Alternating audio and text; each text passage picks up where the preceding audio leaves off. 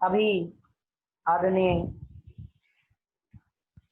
अजीत जी साहब को हम सभी ने सुना। मैं निवेदन करना चाहूंगा हमारे विशेषज्ञ विद्वान आदरणीय पंडित वीर सागर जी साहब दिल्ली से कि हम सभी को स्वाध्याय लाभ प्रदान करें। आदरणीय पंडित साहब से करबद्ध निवेदन है।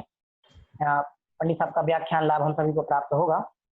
आदरणीय वीर सागर जी साहब दिल्ली। प्रणमो जिणाणम जयतु जिणेन्दो जय जिनेन्द्र। हम सब पिछले कई दिनों से व्याकरण को पढ़ रहे हैं। जैन व्याकरण हमारा विषय है। जैन व्याकरण। व्याकरण माने क्या होता है? व्याकरण माने भाषा शास्त्र। व्याकरण माने शब्द विद्या। दो तरह की विद्या होती है, एक तत्व विद्या, एक शब्द विद्या। या कहो कि एक शब्द विद्या और एक अर्थ विद्या। अर्थ को समझना है।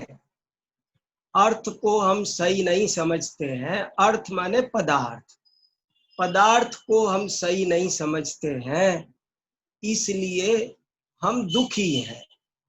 और पदार्थ को सही समझ लेंगे तो हम सुखी हो जाएंगे।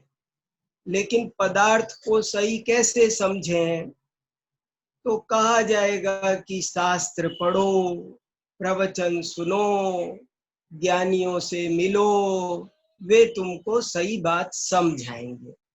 लेकिन हम कैसे समझेंगे? वे भाषा के द्वारा ही समझाएंगे, शब्दों के द्वारा ही समझाएंगे।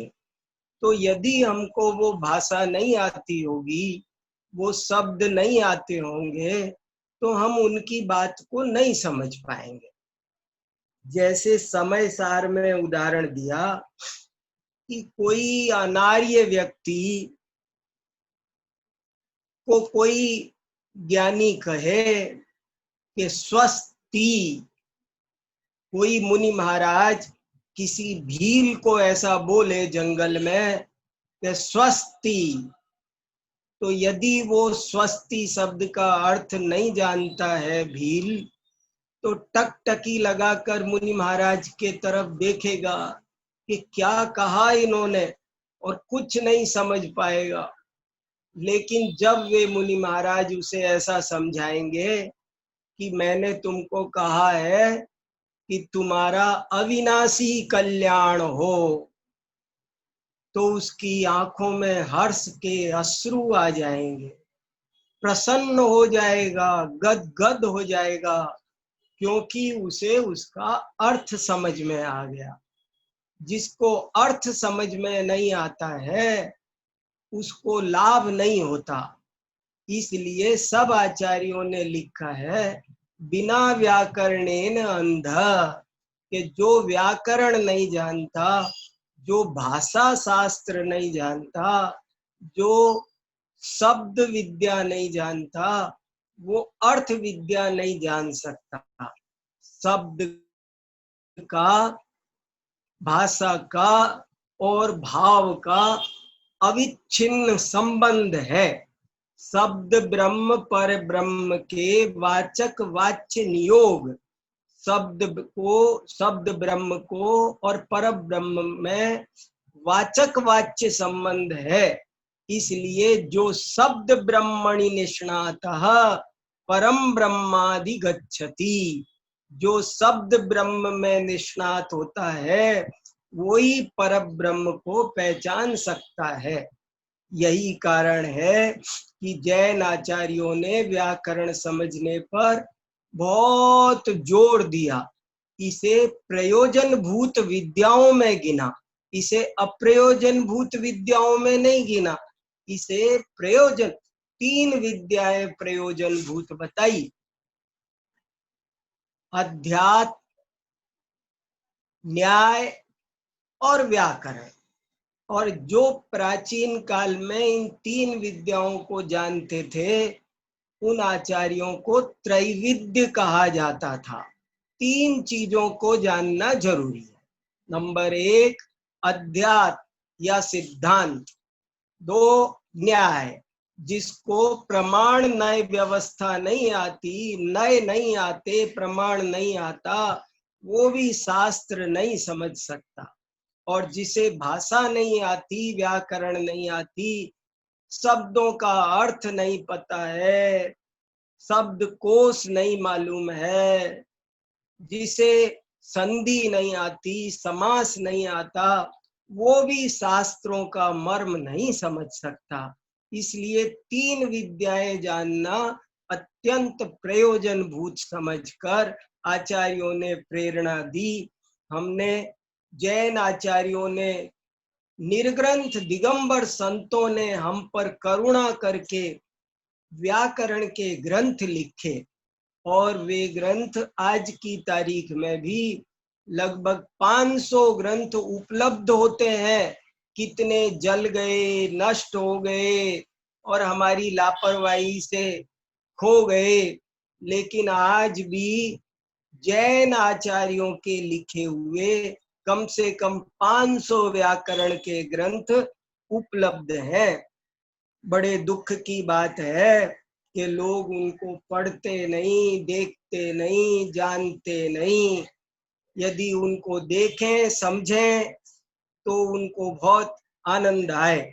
इसकी चर्चा हम कर रहे हैं और पिछले 2 व्याख्यानों में मैं ये सब बातें बहुत विस्तार से आपको बता चुका हूँ। व्याकरण क्यों पढ़ना चाहिए, व्याकरण पढ़ने से क्या लाभ है, कैसे पढ़ना चाहिए, जैन व्याकरण पर कौन कौन से ग्रंथ हैं, मैं उनका परिचय दे रहा हूँ आपको। और उसमें कल मैंने आपको जो जैन आचार्यों ने सबसे प्राचीन काल में कातंत्र नाम का व्याकरण लिखा, उसको कातंत्र व्याकरण भी कहते हैं, कालाप व्याकरण भी कहते हैं, उसका मुष्टि व्याकरण भी एक नाम है, उसका कौमार व्याकरण भी एक नाम है। बहुत छोटा है, सरल है, और ये पाणिनि की अष्टाध्यायी जैसे आजकल चलती है उससे भी प्राचीन है। और पहले गली गली में, देश विदेश में ये व्याकरण पढ़ाया जाता था। हमारे सभी आचार्यों ने, पूज्यपाद आचार्य, अकलंक, विद्यानंदी आदि सभी आचार्यों ने, पंडित टोडरमल जी ने भी इस व्याकरण को पढ़ा और अपना मोक्ष मार्ग प्रकाशक वहीं से प्रारंभ किया, सिद्धो वर्ण समाम्नायः। तो इस व्याकरण की बहुत ही परंपरा रही है, लेकिन अब हमारी लापरवाही के कारण वो ग्रंथ उपेक्षित हो गया। बहुत सरल, सुंदर, अद्भुत ग्रंथ है, उसका मैंने आपको कल परिचय दिया। इसके अलावा भी जैन व्याकरण पर सैकड़ों ग्रंथ मौजूद है, उनकी टीकाएं मौजूद है, और उनमें से एक दूसरा व्याकरण जैनेन्द्र व्याकरण है। जैनेन्द्र माने पूज्यपाद आचार्य का एक दूसरा नाम था जिनेन्द्र बुद्धि, तो उनके लिखने के कारण इस व्याकरण ग्रंथ का नाम पड़ा है जैनेन्द्र व्याकरण। फिर एक शाक्टायन नाम के जैन आचार्य हुए, उन्होंने भी व्याकरण लिखा। प्रभाचंद्र आचार्य हुए, उन्होंने भी व्याकरण लिखा। हेमचंद्र आचार्य ने भी सिद्ध हेम शब्दानुशासन नाम का बहुत विशाल व्याकरण लिखा, जिसमें 8 अध्याय हैं। 7 अध्यायों में संस्कृत का व्याकरण है और 8वें अध्याय में प्राकृत भाषा का व्याकरण है। एक ही ग्रंथ में संस्कृत और प्राकृत का व्याकरण। वर रुचि ने भी प्राकृत का व्याकरण लिखा। अपभ्रंश पर भी बहुत व्याकरण लिखे गए और अनेक ग्रंथ लुप्त हो गए। जैसे ऐसा माना जाता है, एक जगह ऐसा लिखा है, वेत्ते सिद्ध सेनस्य, जिनेन्द्र व्याकरण में पूज्यपाद आचार्य में ऐसा लिखा है कि सिद्ध सेन आचार्य के मत में ये शब्द ऐसा होना चाहिए। तो इससे सिद्ध होता है कि सिद्ध सेन आचार्य जो विक्रम की पहली शताब्दी में विक्रमादित्य के दरबार में हुए थे, उन्होंने भी कोई व्याकरण का ग्रंथ लिखा था जो आज हमको नहीं मिलता है। ऐसे ही एक सूत्र और जैनेन्द्र व्याकरण में मिलता है, चतुष्टयम समंत भद्रस्य। समंत भद्राचार्य के हिसाब से ऐसा होना चाहिए। इससे पता चलता है कि जिन समंत भद्राचार्य ने भी कोई व्याकरण का ग्रंथ लिखा था। इसलिए व्याकरण पर बहुत ग्रंथ है, कोई ना कोई थोड़ा बहुत हमको एक व्याकरण प्रवेशिका किसी को बनानी चाहिए। जैसे सिद्धांत प्रवेशिका है, जैसे गुणस्थान प्रवेशिका है, ऐसे एक किसी को व्याकरण प्रवेशिका बनानी चाहिए। मेरा भी बहुत मन करता है, देखो बनाया तो एक व्याकरण प्रवेशिका बनानी चाहिए।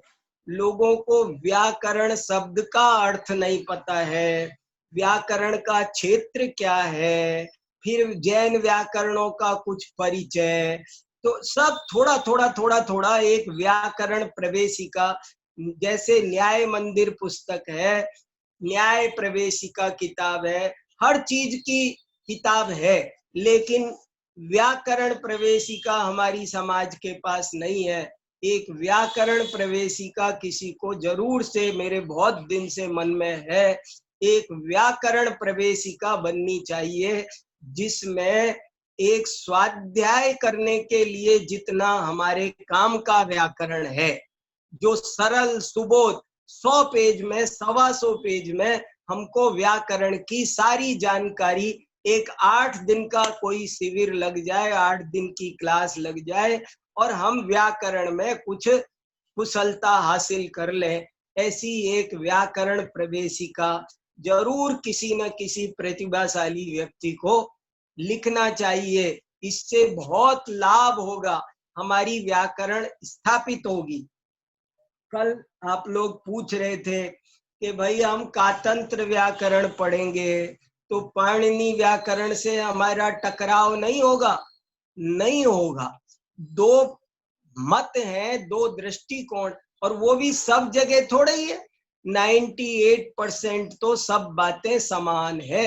अरे आपको पता है, पाणिनि की अष्टाध्यायी पर भी 100 जैन टीकाएं मिलती है। पाणिनि के अष्टाध्यायी के जैन आचार्य विरोधी नहीं थे। व्याकरण तो व्याकरण होता है भैया, मैं शुरू से कह रहा हूं। तो आचार्यों को कोई चिढ़ नहीं है पाणिनि से, लेकिन जो 2-4 बातें हैं उनको भी स्थापित हो, ये भी एक मत है, उनको अशुद्ध बता देना और हमें बहु आरंभ के जटिलता के मार्ग पर चलने को बाध्य करना, ये ठीक नहीं। हमें वैदिक संस्कृति से युक्त व्याकरण पढ़ने को बाध्य करना, ये ठीक नहीं।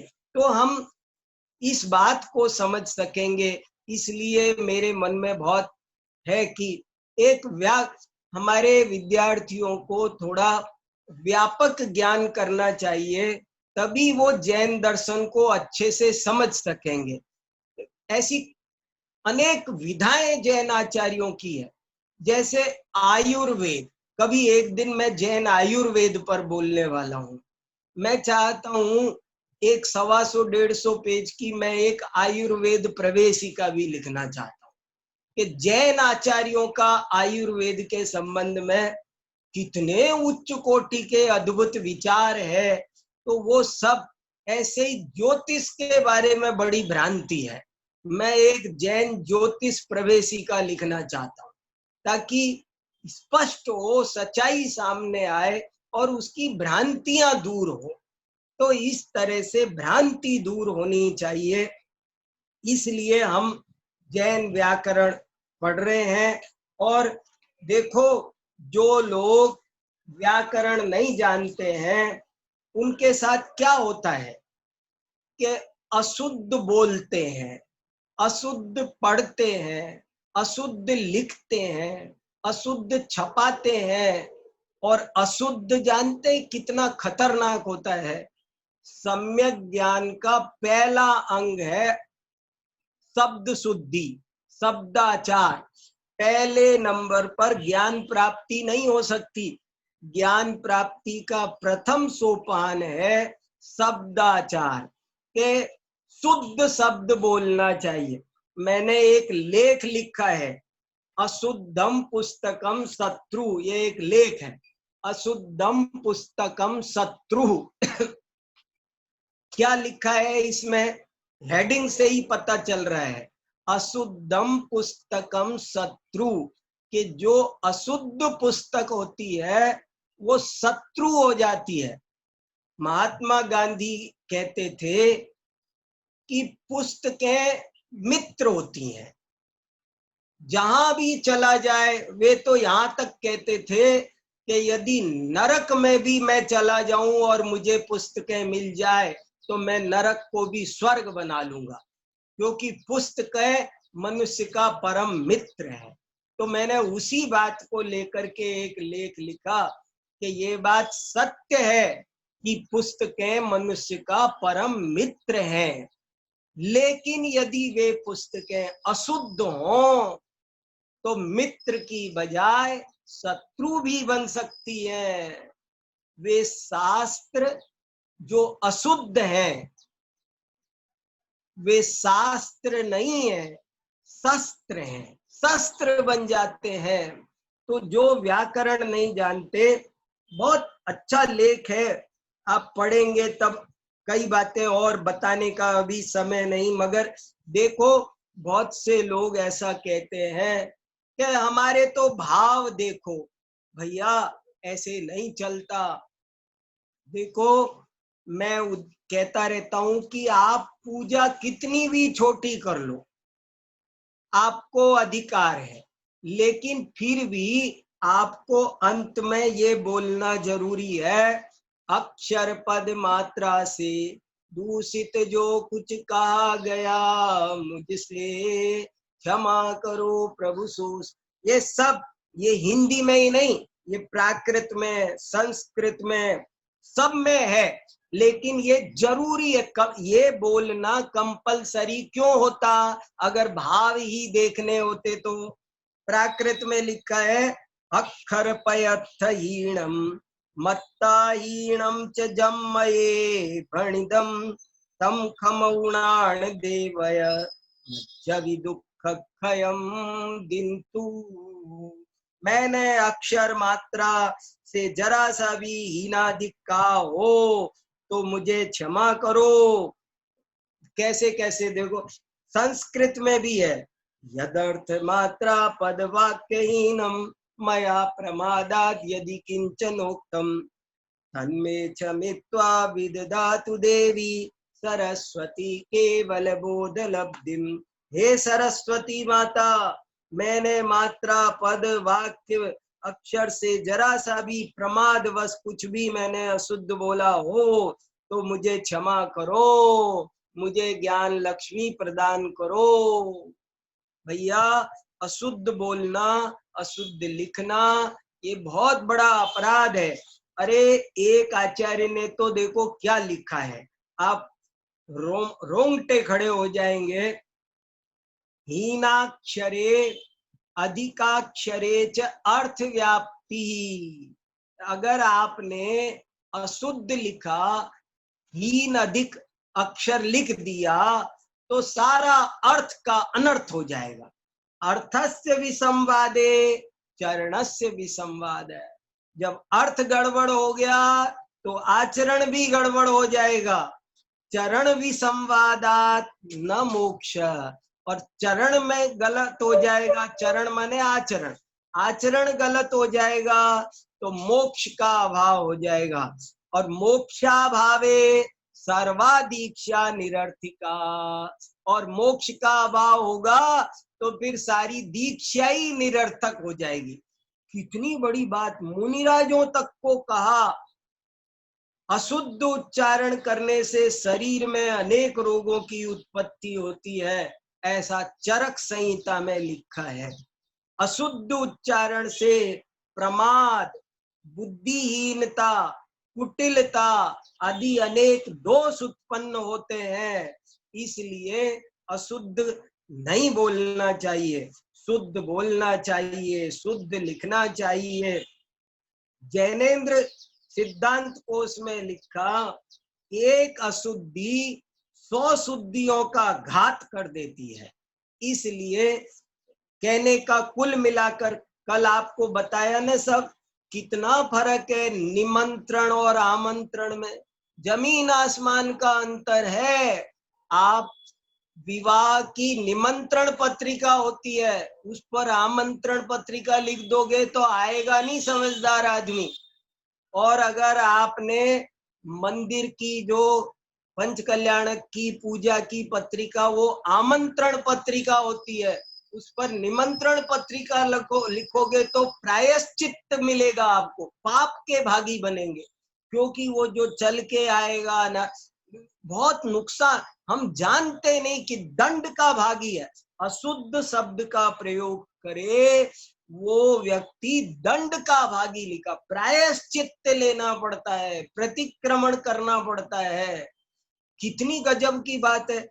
कोई मुनि महाराज किसी को ये कह दे, ऐसा लिखा है, कोई मुनि महाराज किसी को ये कह दे, जगह लिखा, मुनिराज कहे हमारे लिए गंधोदक लेकर आओ अभिषेक, तो बोले वो पाप का भागी हो गया, उसको आरंभ का दोष लग गया, आप हमसे मिल।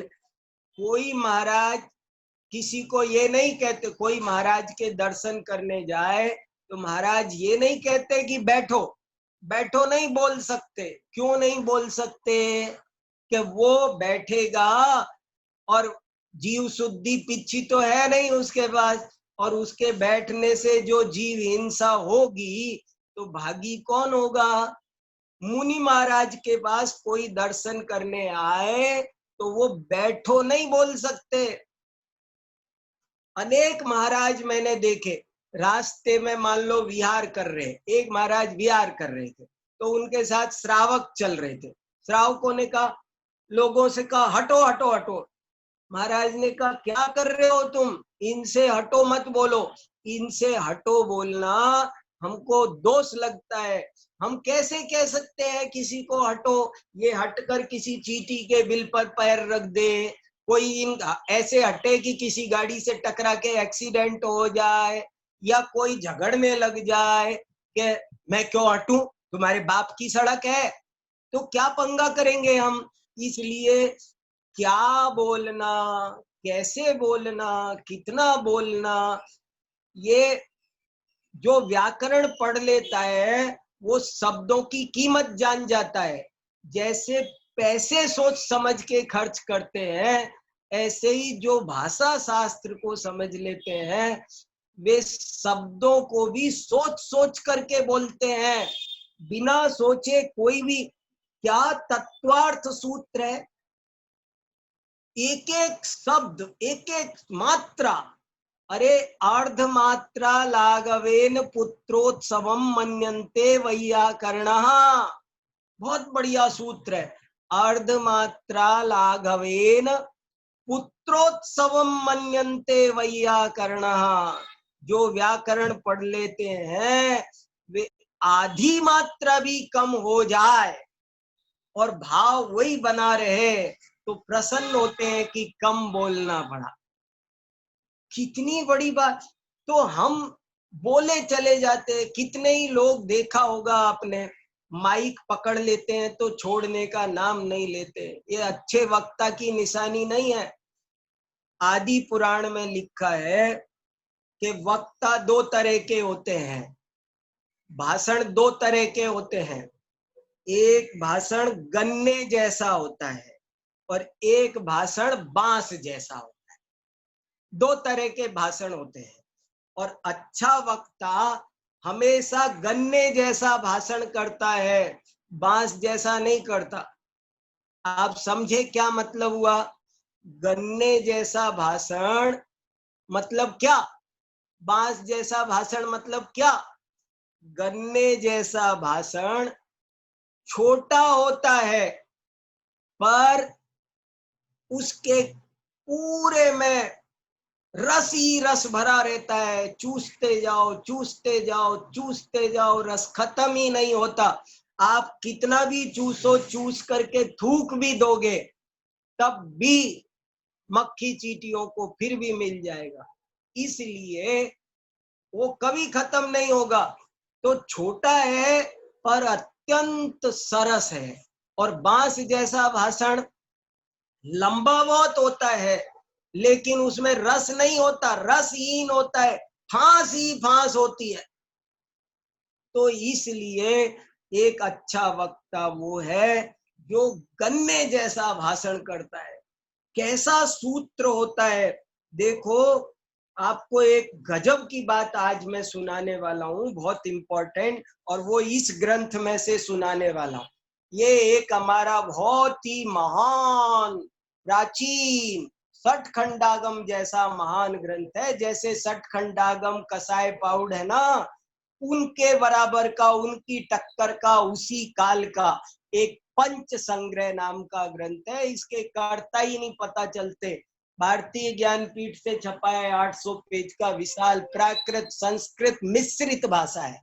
जैसे धवला की प्राकृत संस्कृत मिश्रित है, ऐसे इसकी भाषा प्राकृत संस्कृत मिश्रित है। और इसमें देखो कितनी बातें बहुत लिखी है अजब गजब की। चौथे अधिकार में से आपको 2 गाथाएं सुनाता हूं। एक तो सूत्र की परिभाषा आप सुनो। सूत्र किसे कहते हैं?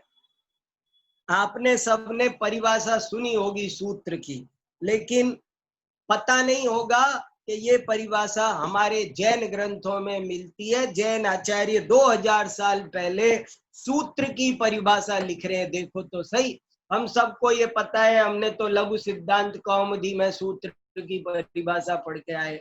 सूत्र किसे कहते हैं? तो अल्पाक्षरम संदिग्धम सारवत गूढ़ निर्णयम निर्दोषम हेतुम तथ्यम सूत्रमित्युच्यते बुधई। ये सूत्र की जैन आचार्यों की ओरिजिनल मूल परिभाषा। जैन विद्वानों को जब भी कोई पूछे सूत्र किसे कहते हैं तो ये परिभाषा सुनानी चाहिए, इधर उधर की कोई और नहीं। ये प्रामाणिक परिभाषा ये है, अल्पाक्षरम संदिग्धम सारवत गूढ़ निर्णयम निर्दोषम हेतुम तथ्यम सूत्रमित्युच्यते बुधई। पंच संग्रह, चौथा अधिकार, 3 नंबर का छंद। और इसमें इसका अर्थ देखो आप, गजब की बात है बहुत। इसमें कहा सूत्र किसे कहते हैं, तो कहा जिसमें 7 गुण हो, 7 क्वालिटी हो, उसको सूत्र कहते हैं। एक और गजब की बात सुनो आप, सूत्र को प्राकृत में सुत्त कहते हैं। सुत्त प्राकृत में क्या कहते हैं? ये श्लेष है और ये बड़ी बारीक बात है, जरा ध्यान से सुनेंगे तो पकड़ में आएगी कि सुत्त, सुत्त माने सूत्र, लेकिन वो सुत्त का और भी अनेक अर्थ होता है। और सुत्त माने सूत्र तो है ही, श्रुत भी है। देखो प्राकृत में मैंने बोला एक शब्द आपसे, सुत्तम, तो अब आप क्या समझोगे? हिंदी में, संस्कृत में क्या समझो? सुत्तम। सुत्तम माने, सुत्तम शब्द के 2 मीनिंग निकल आए। संस्कृत में नहीं निकलते, प्राकृत की विशेषता है ये। जैसे ऐसे बहुत शब्द है, मैंने एक लेख प्राकृत की बहुलता पर लिखा है। जैसे समण, समण संस्कृत में बोलोगे तो वो बात नहीं आएगी। संस्कृत में तो आप श्रमण बोलोगे और श्रमण का अर्थ श्रमण ही निकलेगा, लेकिन प्राकृत में बोलोगे तो आप श्रमण नहीं बोलोगे, आप समण बोलोगे। और समण शब्द के 3 अर्थ निकल आएंगे। एक श्रमण निकल आएगा, एक दंत से समण निकल आएगा, एक तालव्य से समण निकल आएगा, 3 निकल आएंगे। और कैसे उनके 3 अर्थ निकल, शब्द एक अर्थ 3। जो श्रम करे उसे श्रमण कहते हैं, जो समता भाव रखे उसे श्रमण कहते हैं, दूसरा अर्थ बन जाएगा। और जो उपसम भाव, जिसमें सम भाव हो, कसायों की मंदता हो, वो श्रमण है, तीसरा अर्थ ये निकल आएगा। शब्द एक अर्थ 3 श्लेष अलंकार से कैसे प्राकृत का ये वैशिष्ट है, ऐसे ही मैंने आपसे संस्कृत प्राकृत में बोला सुत्तम। तो सुत्तम माने क्या? सुत्तम के 2 अर्थ हो गए। एक अर्थ हो गया श्रुतम, श्रुत माने जिनवाणी, आगम, वो भी सुत्तम है। और सूत्रम, सूत्तम माने सूत्र भी है। सुत्तम शब्द के 2 अर्थ निकलेंगे, एक सूत्र अर्थ निकलेगा, एक श्रुत अर्थ निकलेगा। श्रुत माने जिनवाणी, आगम। तो तत्वार्थ सूत्र ही सूत्र नहीं है, सारी जिनवाणी सूत्र है, सारी जिनवाणी। आप देखो, सठखंडागम का हम अधूरा नाम बोलते हैं, पूरा नाम नहीं बोलते। पूरा नाम पता भी है क्या नाम है उसका? पूरा नाम है छठखंडागम सुत्तम। कसाय पाउड का पूरा नाम है कसाय पाउड सुत्तम, आचारांग सुत्तम, उपासकाद्यन सुत्तम, प्रश्न व्याकरणांग सुत्तम, समय पाउड सुत्तम। सबका समय सार में जब गाथा की टीका लिखते हैं अमृत चंद्राचार्य महाराज, तो वो लिखते हैं, उत्थानी का लिख अथ सूत्रावतार। देखो, वो तो गाथा है भाई। हम क्या समझते हैं अभी तक? सूत्र माने क्या? हम समझते सम्यक दर्शन ज्ञान चारित्राणी मोक्ष मार्ग, इसका नाम सूत्र है। मैं आपसे कहूं वंदितु सव्व सिद्धे, ये सूत्र है, तो आप मुझे पागल बोलोगे, आपको सूत्र नहीं पता? अरे ये भी सूत्र है, तभी तो अमृतचंद्र महाराज लिखते हैं अथ सूत्रावतार। अब सूत्र का अवतरण होता है, तो वो सूत्र क्या गजब की बात है। और सूत्र माने जो अल्पाक्षर हो, जिसमें अल्पाक्षर होते हैं उसको सूत्र कहते हैं। अल्पाक्षरम असंदिग्धम, सूत्र की 7 क्वालिटी है। पहली क्वालिटी, और 7 क्वालिटी पर मैं 7 घंटे बात करना चाहता हूं आपसे। पहली क्वालिटी अल्पाक्षर, दूसरी क्वालिटी असंदिग्धम, तीसरी क्वालिटी सारवत, चौथी क्वालिटी गूढ़ निर्णयम, पांचवी क्वालिटी निर्दोषम, छठी क्वालिटी हेतु मत, और 7वीं क्वालिटी तथ्यम। ये 7 क्वालिटी जिसमें हो उसका नाम सूत्र है। सूत्र लिखना, देखो, जिनवाणी लिखना, जिनवाणी बोलना वो बच्चों का खेल नहीं भैया। बहुत सावधानी से, जबान स्लिप कर गई ऐसा नहीं चलेगा। हमको बहुत संभल करके एक एक मात्रा, एक एक अक्षर, उत्सूत्र भाषी वक्ता नहीं होना चाहिए, ऐसा शास्त्रों में 100 बार लिखा। जो उत्सूत्र भाषी है वो मणिधारी सर्प की तरह हेय है, ऐसा लिखा है। इसलिए सूत्रानुकूल बोलना, सूत्र बोलना सावधानी से। तो सूत्र की 7 विशेषताएं मैंने आपको सुनाई, और उन 7 विशेषताओं को समझाने का अभी समय नहीं, पर उनमें से एक विशेषता आज आपको सुनाता हूं। एक विशेषता है निर्दोष। आपको थोड़ा एहसास हो कि 7 में कितनी बात हो। अत्यंत सावधानी से जिनवाणी का स्पर्श किया जाता है, जिनवाणी का कथन किया जाता है, जिनवाणी का श्रवण किया जाता है।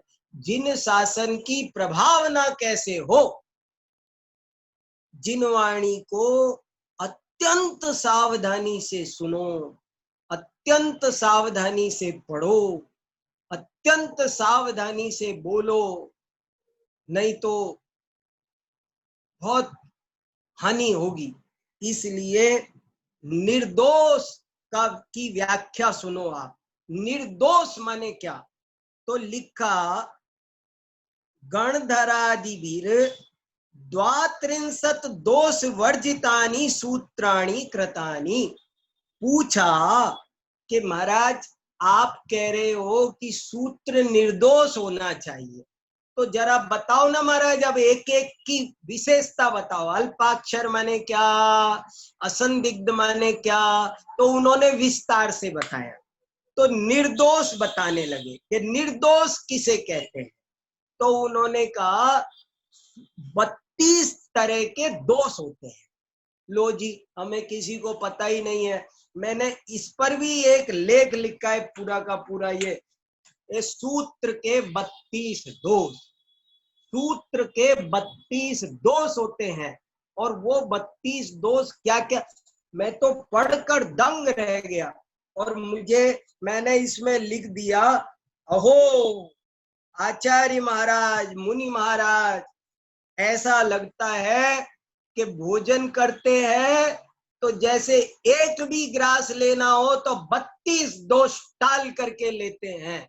ऐसे ही मुख से एक वाक्य बोलना हो तो ये 32 तरह के दोष होते हैं। आप कुछ भी नहीं बोल सकते, दोष लग जाएगा। आप अगर अशुद्ध बोला तो दोष लगेगा। तो देखो 32 प्रकार के दोष कौन कौन से होते हैं, आप ये लेख पढ़ना। और इसके मैं आपको नाम सुनाता हूं, जरा सुनो तो सही। जिनवाणी बोलने में, सुनने में, समझने में बहुत गंभीरता चाहिए, ये मजाक नहीं है भैया। देखो क्या क्या 32 दोष है। नंबर 1, अलीक। अलीक माने कैसी है? ये सब प्राकृत नहीं सुना रहा हूं। अलियमोगाय जणयम अवत्थगम निरत्थयम चलम दुइलम निस्सारमय्यमूणम पुनरुत्तम वाहयमजुत्तम कम भिन्नम वयण भिन्नम विभक्ति भिन्नम च लिंग भिन्नम च अणबीयमापय अणबिहीय मपयमेवय स्वभावहीनम ववहीयं च कालजयिच्छ विदोषो समय विरुद्धं च वयणमित्तं च अत्थावत्तीसो दोष अत्थावत्ती दोषो अवय्य असमास दोषो उभमारूबग दोषो परपवत्तीय संधि दोषो ये सुत्त दोषा 32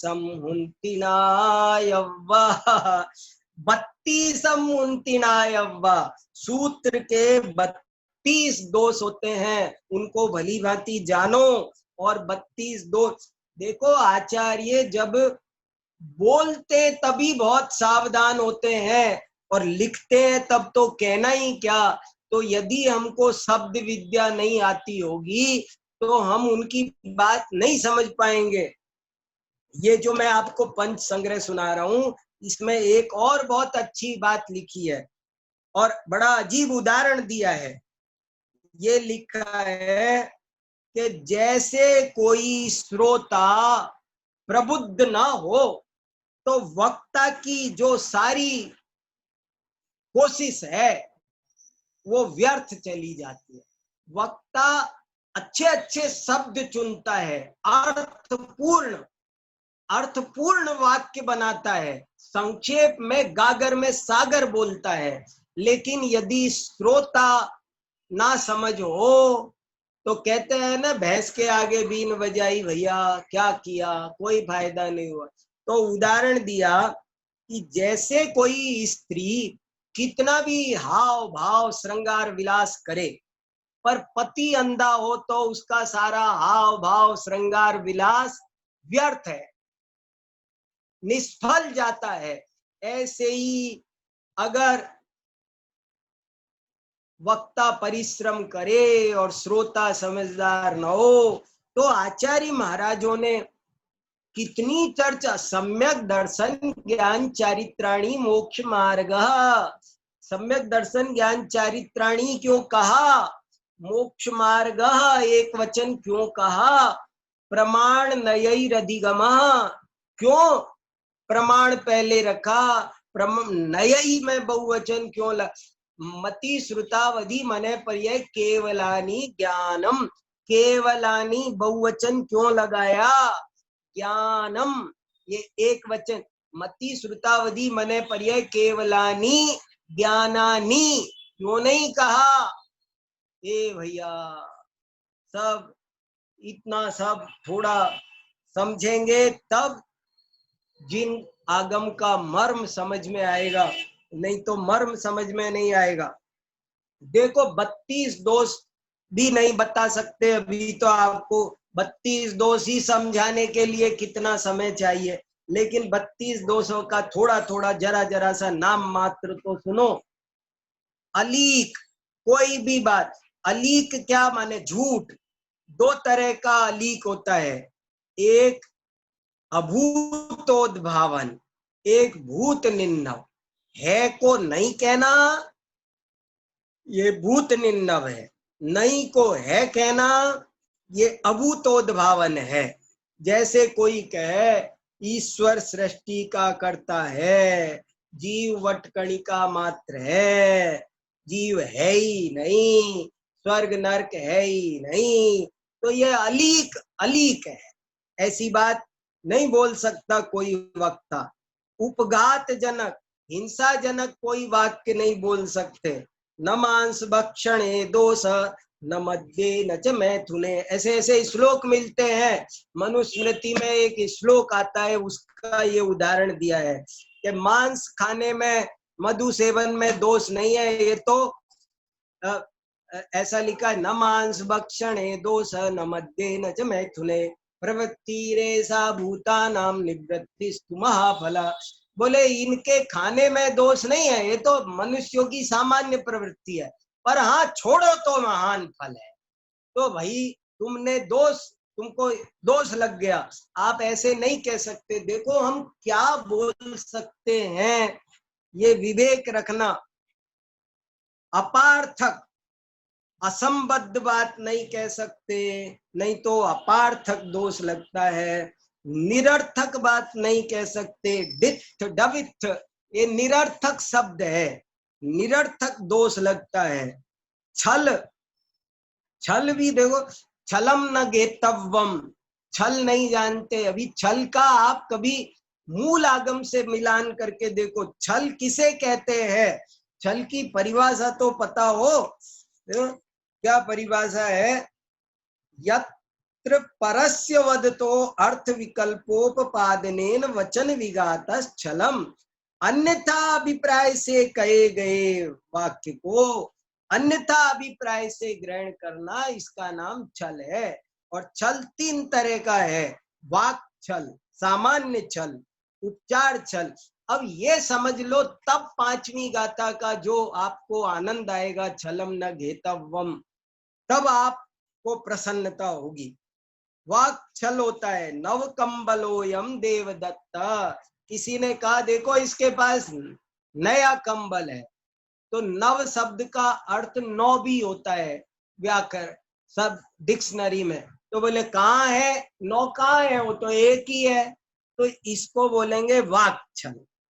अवो खलु असौ ब्राह्मणो विद्याचरण संपन्न। किसी ने कहा देखो ये ब्राह्मण बहुत ज्ञान चरित्र संपन्न है, तो समझने वाले ने समझ लिया सभी ब्राह्मण ज्ञान चारित्र संपन्न होते हैं, तो ये सामान्यीकरण कर दिया, इसलिए इसका नाम सामान्य छल है। और तीसरा है उपचार छल। उपचार से कही गई बात को हमने कहा नाटक हो रहा था तो कहा मंचाह क्रोशंती, तो मंच पे कोई रो रहा था, राम रो रहे थे सीता को, तो अरे आज तो मंच रो रहा है, मंच रो रहा है।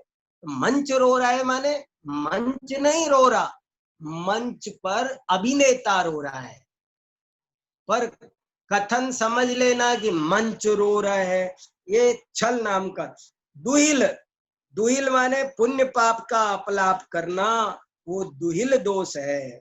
निस्सार, निस्सार बात नहीं करना, जिसका कोई प्रयोजन ना हो, व्यर्थ नहीं बोलना, अधिक नहीं बोलना, जितनी जरूरत हो उतना बोलना, ऊन नहीं बोलना। जैसे अनुमान के अंग होते हैं ना, तो 2 की जरूरत है तो 2 बोलो, 3 की जरूरत है 3, 4 की 4, 5 की 5, कम भी नहीं ज्यादा भी नहीं, पुनरुक्त भी नहीं, जहां जरूरत है वहां बोलना।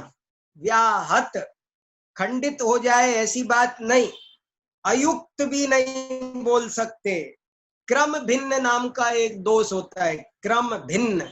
क्रम भिन्न दोष क्या होता है कि जैसे आपसे पूछा कि महावीर के माता पिता का नाम बताओ, महावीर के माता पिता का, तो आपने कहा सिद्धार्थ और त्रिशला, तो कहेंगे इसमें कौन सा दोष लग गया? क्रम भिन्न, क्रम भिन्न। अरे भैया हमने पूछा था महावीर के माता पिता का नाम बताओ, और तुमने क्या बताया? सिद्धार्थ और त्रिशला। हमने पहले माता पूछा था, तुमको बोलना चाहिए था त्रिशला और सिद्धार्थ। देखो कितनी बड़ी बात, कितना बारीक बारीक बात। सिद्धार्थ और त्रिशला बोलो तो हमने पूछा होता कि पिता माता का नाम बताओ, तो आप पहले सिद्धार्थ बोल सकते थे। लेकिन अगर हमने पहले माता, प्रश्न में माता पहले है तो उत्तर में भी माता पहले होनी चाहिए। प्रश्न में पिता पहले है तो उत्तर में भी पिता पहले होनी चाहिए। बहुत अत्यंत श्रोतार सावधान तया शृण्वन्तु, वक्तारः सावधानतया कथयन्तु वदन्तु। ये सब भैया जिन वाणी को लोग हल्के से लेते हैं, इसलिए लाभ नहीं हो रहा, ज्ञान प्राप्ति नहीं हो रही, क्योंकि हमने बहुत हल्के से ले। लोग पूजा पढ़ते हैं, स्तुतियां पढ़ते हैं, कुछ समझ में नहीं आता, अर्थ पता ही नहीं है, अर्थ पता ही नहीं है, चल रही है धक्कम पेल। कैसे हित होगा, कैसे हित होगा? क्यों बिन भाव क्रिया सब झूठी, बिना भाव नहीं लगेगा कैसे फायदा?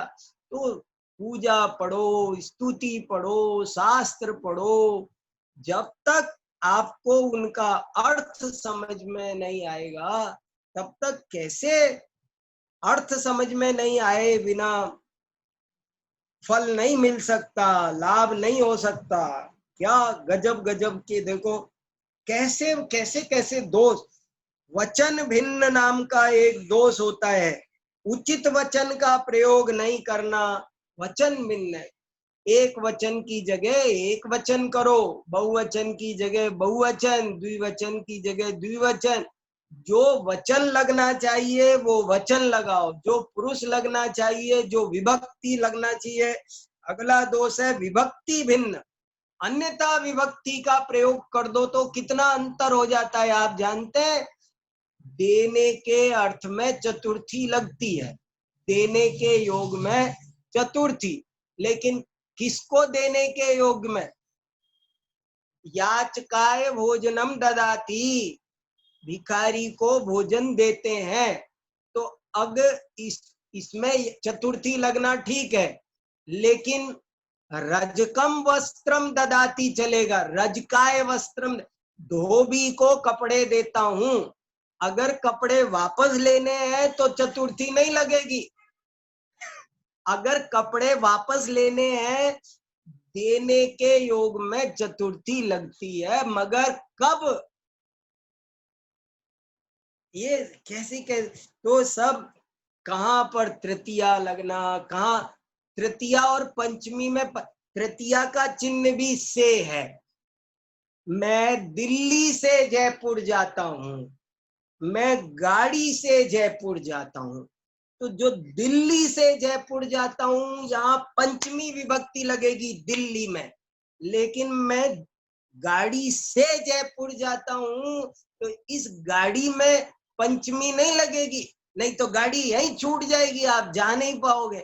आपको आपको गाड़ी में तृतीया लगाना पड़ेगा। अहम दिल्ली तः वाहनेन जयपुरम गच्छामि। ऐसे सब भाषा में कहाँ क्या आचार्य क्या कहना चाहते हैं, जब तक ये ज्ञान नहीं होगा। लिंग भिन्न, देखो शब्द शब्द नए गड़बड़ा जाता है। दारह कलत्रम भारिया उदाहरण दिया जगह जगह, कोई समझेगा ही नहीं, शब्द ने व्याकरण नहीं है। अगर व्याकरण नहीं आता तो शब्द नए, समभिरूढ़ नए, एवं भूत नए समझ में नहीं आ सकते बिल्कुल भी। तीन नए तो भाषा पर डिपेंड करते हैं। इसलिए मैंने कहा इदम मम मित्रम अस्ति, तो आप समझ लेंगे नपुंसक है क्या, मित्रम तो नपुंसक कहाँ क्या। ओ भैया, इसलिए शास्त्रों को समझने के लिए ये लोहे की लकीर है, आप मानो या नहीं मानो। भाषा शैली समझे बिना शास्त्र समझ में नहीं आएंगे, नहीं आएंगे, नहीं आएंगे। इसलिए ये समझना जरूरी है। सब यहाँ वहां इधर उधर सब बहुत उपयोग लगाते हैं, और पढ़ने की विद्या में ये दुर्लभ मनुष्य भाव, इतना कीमती समय, सब अनुकूलताएं, और जिनवाणी को समझने के लिए उद्यम नहीं करते हैं, तो क्या कहा जाए। देखो अनभिहित नाम का दोष होता है, जो बात शास्त्र में नहीं कही अपनी मर्जी से कुछ भी कहना, तो अनभिहित नाम का दोष लगता है। अपद नाम का एक दोष होता है। देखो अपदम न प्रयुंजीत सुप्तिगंतम पदम, अपद नहीं बोल सकते आप, पद सहित बोलना चाहिए। स्वभावहीन, स्वभावहीन एक दोष का नाम है। कोई कहे वायु स्थिर होती है, तो वायु का स्वभाव तो गति है, स्थिर वायु होती नहीं है, इसलिए स्वभावहीन है। व्यवहित, प्रकरणांतर चले जाना, ये व्यवहित नाम का दोष है। प्रकरण, अनुवीची भाषण होनी चाहिए। वीची माने लहर, जैसे लहर किनारे लगती है ऐसे हमारी बात किनारे तक जानी चाहिए। काल दोष, भूतकाल की जगह वर्तमान, वर्तमान की जगह भविष्य, जो काल है वही बोलना चाहिए। ऐसे नहीं आदमी गया और कह रहे जा रहे हैं, तो जा रहे नहीं बोल सकते हो, गया तो गया बोलो, वर्तमान को वर्तमान बोलो। यति दोष होता है, छवि अलंकार दोष होता है, छंद दोष होता है, समय विरुद्ध होता है। कोई किसी दर्शन के खिलाफ बोलना तो वो वैशेषिक कहते हैं, प्रधान कारण है। अरे वैशेषिक नहीं कहते, सांख्य कहते हैं। ये समय विरुद्ध बात है। वचन मात्र बात कहना, अर्थापत्ति, ये गजब का, ये देखो अर्थापत्ति कितना बड़ा, देखो अर्थापत्ति दोष गजब का है। समझो हम कैसे होता है अर्थापत्ति दोष। जैसे मान लो समझो मैं ये उपदेश दूं कि भैया गो हत्या नहीं करनी चाहिए। देखो कितने लोगों से ये गलती हो रही है, देखो, और कितनी बड़ी गलती है। मैंने कहा गाय की हत्या नहीं करनी चाहिए। आप बता सकते हो इसमें क्या दोष है? गाय की हत्या नहीं करनी चाहिए। मान लो मैं बड़ी सभा में सबको उपदेश दूं, भैया गाय नहीं मारना चाहिए, गाय को नहीं मारना चाहिए, गाय को नहीं मार। कोई जैन वक्ता ये उपदेश नहीं दे सकता, आजकल सब लगे पड़े हैं। गाय को अगर हमने, क्योंकि इसमें अर्थापत्ति दोष आता है, मैंने कहा कि गाय को मत मारो, तो आप जानते हो इसका मतलब क्या हो गया? कि आप भैंस को, गधे को, घोड़े को, सुअर को और सबको चाहे मारो। ये इस वाक्य में से निकला। मैंने कहा गाय मत मारो, इसमें से ये निकल गया कि सुअर मार सकते हो। हिंसा, कितनी बड़ी हिंसा। इसलिए जैन वक्ता इसको मारो पर्टिकुलर नहीं बोल सकता। किसी मां हिंस्यात् सर्वभूतानि ये बोलेगा, कोई जीव मत मारो, सब जीवों को। कैसी, क्या बोलना क्या नहीं बोलना। जिनवाणी की गद्दी गणधर की गद्दी है। इस गद्दी पर बैठने के की योग्यता हर एक में नहीं होती भैया। ओहो, तो अर्थापत्ति दोष है, असमास दोष है। जहां समास होना चाहिए, नरेश जा रहा है को आप नर का ईश जा रहा है नहीं बोल सकते। तो क्या फर्क पड़ा? अरे बड़ा फर्क पड़ गया, चीज ही बदल गई। उपमा दोष, गलत उपमा नहीं दे सकते। कांजिक में ब्राह्मण से सुरा पेया, सुरा तो अभक्ष है, कैसे उपमा दे दी? गलत चीज की उपमा भी, गलत चीज की उपमा भी नहीं दे सकते आप। रूपक, गलत रूपक का प्रयोग हो तो रूपक दोष, पर प्रवृत्ति दोष, पद दोष, तिंगंत को सुबंत समझ जाना, सुबंत को तिंगंत, संधि का योग होते हुए भी संधि ना की जाए, या संधि नहीं हो तब भी संधि कर दी जाए, तो वहां संधि दोष होता है। इस प्रकार ये सूत्र के 32 दोष है। कुशल सूत्रकार अपने सूत्रों की रचना इन सभी दोषों को बचाकर अत्यंत निर्दोष रूप से करते हैं। जिनवाणी का कथन कोई बच्चों का खेल नहीं, उसमें अत्यंत सावधानी की आवश्यकता होती है। बाकी आप ये लेख पढ़ना, समझो भैया, समझ सको जो समझो। बहुत मुख्य विषय है, बहुत जरूरी विषय है, समझने लायक। जिनवाणी मिली है तो इसका मिलना सफल हो जाए, सार्थक हो जाए, यही मेरे मन की भावना है। इसीलिए मैं आपको ये सब बताने की कोशिश कर रहा हूं। जय जिने।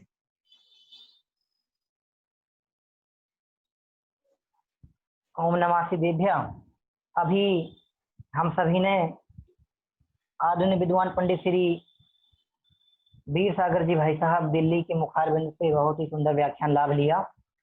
मैं आप सभी के बीच बताना चाहता हूं, आदरणीय भाई साहब के द्वारा यह व्याख्यान माला का क्रम बहुत दिनों से सुचारू रूप से चल रहा है सर्वोदय अहिंसा के यूट्यूब चैनल के माध्यम से, जिसमें आदरणीय भाई साहब के माध्यम से अनेक अनछुए पहलुओं के माध्यम से जिनागम के तथ्यों का, रहस्यों का उद्घाटन तो हो ही रहा है। साथ में ऐसे जैसा आज हमने यह व्याकरण से संबंधित एक व्याख्यान अभी भाई साहब के माध्यम मुखारबिंद से सुना, ऐसे अनेक विषयों के माध्यम से भाई साहब का इस बार व्याख्यान श्रृंखला अभी चल रही है और आगामी समय में भी चलेगी। हम सभी को भी आदरणीय भाई साहब के मुखारबिंद से भी अपने शिविर में बहुत ही सुंदर व्याख्यान लाभ कल प्राप्त होने वाला है। मैं आप सभी से इतना ही चाहूंगा कि आदरणीय भाई साहब के माध्यम से जो शोध परक एक नवीन चिंतन समाज के बीच में प्रस्तुत किया जा रहा है, वास्तव में यह हमारे लिए, नवीन पीढ़ी के लिए, जो युवा शास्त्री विद्वान है उन सभी के लिए तो अनुकरणीय है ही।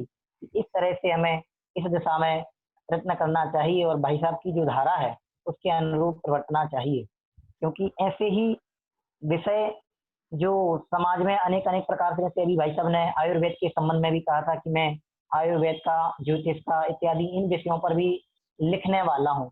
वास्तव में ऐसे विषयों की आज आवश्यकता है, इनका बिल्कुल एक समीचीन रूप क्या है और अपने आगम में इनका क्या उल्लेख है इत्यादि अनेक विषयों का भाई साहब के माध्यम से हम सभी को आगामी समय में भी लाभ प्राप्त होगा।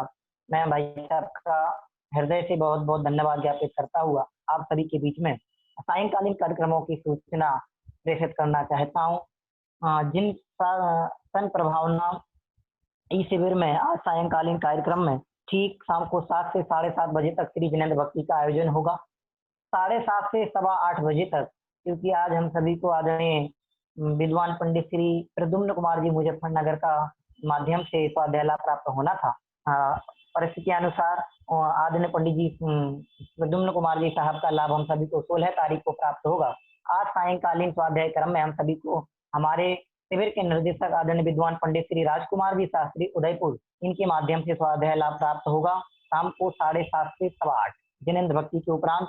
उसके उपरांत 8:15 से ठीक 9:15 बजे तक हम सभी को कुछ याद इन्हें भी कर लो नाम से एक बहुत ही सुंदर कार्यक्रम का आयोजन किया जाएगा, जिसमें हमें डॉक्टर ज्योति जी जैन खतौली के माध्यम से उद्बोधन प्राप्त होगा। और जैसा कि अपने शिविर का एक उद्देश्य था कि जैन स्वतंत्रता संग्रामियों का जो इतिहास आज कुछ पुस्तकों में प्रकाशित है, कुछ प्रकाशित नहीं है, तो जैनों का स्वाधीनता आंदोलनों में किस प्रकार से सहयोग रहा है इत्यादि अनेक अनछुए पहलुओं का विशेषज्ञों के माध्यम से हमें जानकारियां प्राप्त होंगी। तो आप सभी से मेरा निवेदन है कि जिस प्रकार से आप लाभ ले रहे हैं, सायंकालीन कार्यक्रमों में भी आप लोग उसी तरह से जुड़ें और स्वाध्याय के साथ साथ अपनी धरोहर क्या है, हमारा इतिहास क्या है और हमें इन सब बातों को जानने की आवश्यकता क्या है, इनसे जुड़ने का प्रयत्न करें। आप स्वयं भी जुड़ें और अपनों को भी प्रेरित करें। ऐसी भावना के साथ आप सभी को बहुत बहुत धन्यवाद। माँ जिनवाणी की जयकार करते हुए हम सभी सायंकालीन सभा का यहाँ विसर्जन करेंगे और पुनः शाम को ठीक 7 बजे से जिनेंद्र भक्ति के जिनेंद्र भक्ति के माध्यम से कार्यक्रम का प्रारंभ होगा, उसमें जुड़ेंगे। आप सभी को बहुत बहुत धन्यवाद। बोले परमोपकारी द्वादशांगमयी जिनवाणी माता की जय।